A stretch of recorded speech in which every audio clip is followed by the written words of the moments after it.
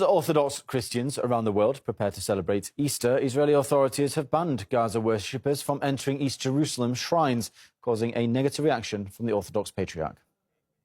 After many attempts made in goodwill, we are not able to coordinate with the Israeli authorities as they are enforcing unreasonable restrictions on access to the Holy Sepulchre.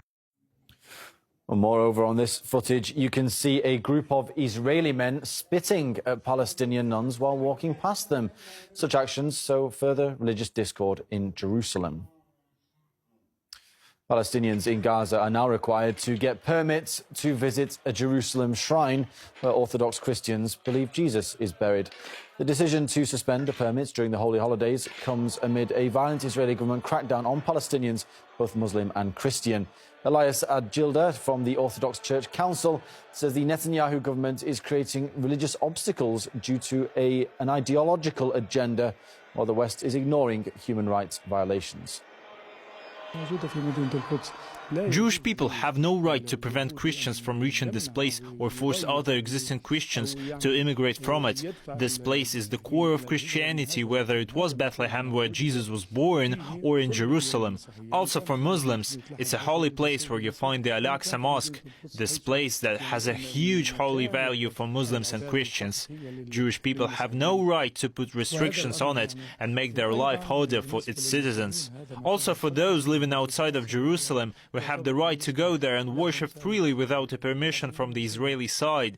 But the Israelis force us to apply for permissions, and for those who apply, the Israelis reject a lot of them, and for ones who get accepted, they face several harassments on their way to Jerusalem. Today, with the arrival of the extreme right wing to the Israeli government, we see attempts to make the conflict a religious one. We see attempts to implement new laws by the new Israeli government based around racism, such as preventing Christians from preaching near Jewish people, which is freedom of worship and faith. But they look at the recent wave of Jewish people converting to Christianity and consider it an internal threat and try to prevent us from preaching.